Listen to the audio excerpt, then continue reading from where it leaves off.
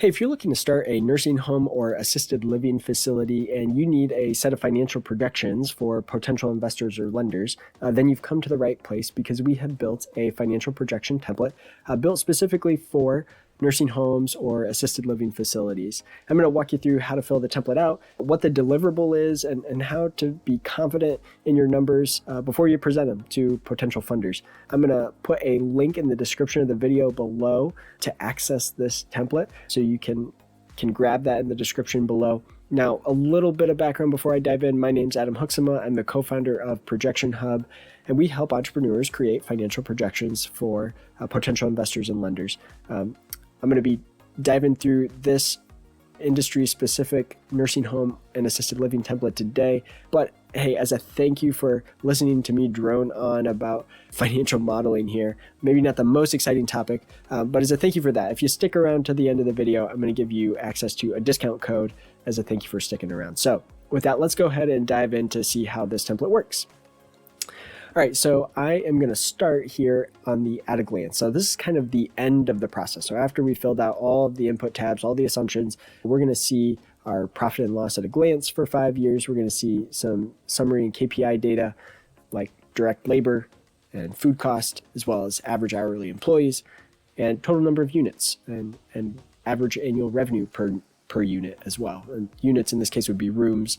We'd see some key ratios, some graphs and charts that would be helpful to put in a pitch deck or a business plan. We'll also see a 5-year income statement summary, 5-year cash flow summary, a 5-year balance sheet summary, and then the income statement and cash flow and balance sheet all broken down by month for each of the 5 years. So you're going to get all the detail that you need for an SBA loan or other potential debt financing. All right, but in order to produce all these reports and nice graphs and charts, we have a little bit of work to do. We need to go back to our input assumptions tab here. And now the first thing you need to know is that any cell that's highlighted in blue is an assumption cell that you can change without breaking anything in the model. So we can set our company name, our projection start month, how much cash we have in the bank, our opening cash balance, any personal investment, so how much you personally invested, as well as investment from outside investors. So we have some outside investment here. We also give you the ability to input your beginning inventory balance as well as average inventory carried as a percentage of sales. So you're probably not going to have a whole lot of inventory. Maybe if you're serving food, you would have some amount of inventory, food inventory on hand, but it's probably going to be a small percentage. So I'd keep that a relatively small percentage. And really what that's just going to do is make sure that you have some inventory on your balance sheet and kind of grow that over time as revenue increases. You also have the ability to put in your accounts receivable terms. So how many days does it take to collect your accounts receivable? If you're billing insurance, this maybe could take a while. So that's going to be 30 days, 45 days, 60 days from billing to when you receive the cash. That's what you'll want to input here. And that's an important, very important number to impact your cash flow. So you'll want to be as precise as you can with this based on your expectations. If you are only cash only customers, for example, then you could put 0. Your customers might pay, in advance, right? Or the month or the day that it's due, that rent is due. So that's a key assumption there. You can put your opening if you have if you're already operating and you have accounts receivable already on the balance sheet, you can put your opening AR here. On the accounts payable side, you can put the percentage of operating expenses paid in the month incurred. This is just assuming, let's say your utility company sends you a bill at the end of the month or maybe the beginning of the month for last month's utilities, and then they give you 30 days to pay. So you're going to have some expenses like a utility bill that's going to be paid on a 1-month delay. Probably most of your expenses, maybe 80%, will be paid in the month incurred, when the expenses incurred. On the fixed asset side, now whether you're buying a building and renovating it, new construction, acquiring an existing building that's already ready to go, this is where you're going to put in those fixed assets. So let's say we have a building here for $700,000. We're going to depreciate that over 35 years. We're going to purchase that in month 1. We also need to do some renovations or improvements of $250,000. We need $75,000 of furniture, $60,000 of equipment, maybe some leisure activity equipment and linens. So that kind of rounds out our fixed assets that we're going to need. we're going to have a $650,000 mortgage for the building, as well as a loan, an SBA loan that's going to help cover some of the leasehold improvements and equipment needs. And ultimately in this green box, what you're going to want to do is come back to this at the very end. So what this green box is trying to do is to determine how much cash you're going to need. And so what it's doing is it's going to look at how many months is it going to take you to reach cash flow positive based on the revenue and expense assumptions that you've input into the model. And then it's going to say, okay, based on that, we think it's going to take you 8 months to reach break even. You're going to need $301,000 to cover your expenses until you reach break even, plus this $1,025,000 for the fixed assets. And we think you should have a $140,000 buffer, or 10% buffer. So the model kind of comes up with a total cash need. Now, if let's say you've only input your expenses, but you haven't input your revenue numbers yet, well, you'll never break even. If you have no revenue, you'll never break even. And this portion of the model, this green box, is going to break. It's going to freak out. It's going to say it's not applicable. It can't calculate because you're not going to reach a break even. So this box will just break.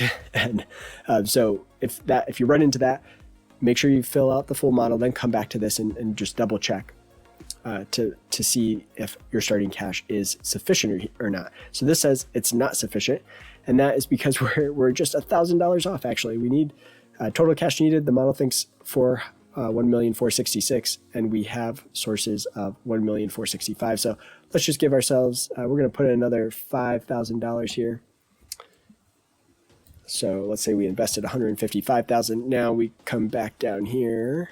That's because this has already been invested in month 0. So we want to. That's actually a key point here. This month of operation invested.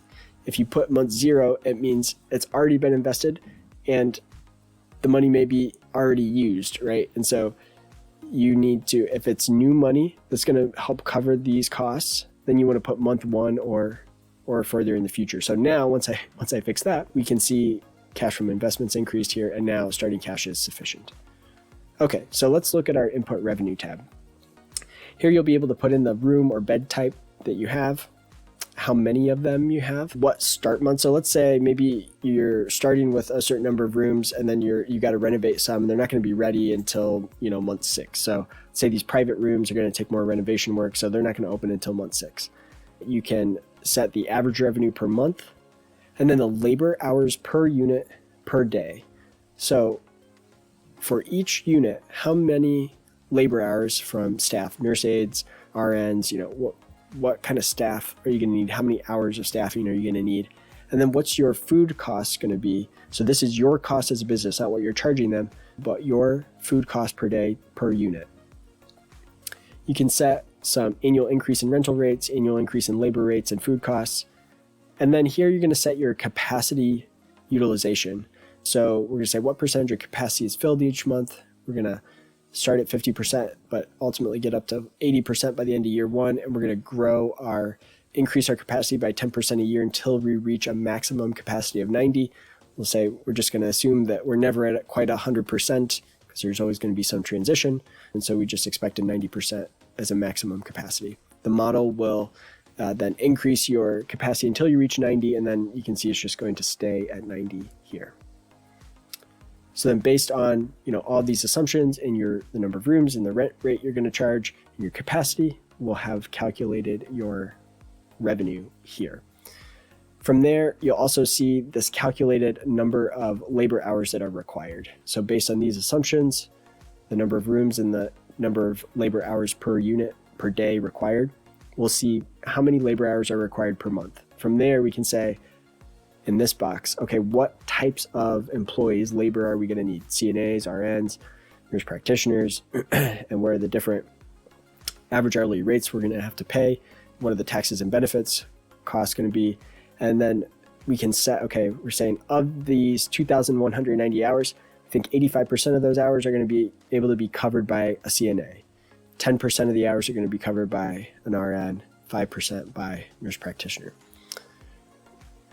And then on the operating expense side of things, we have the ability to add in different expense line items. We can put them in a category, so you can add up to 10 expense categories up here, which will then appear in this drop-down box.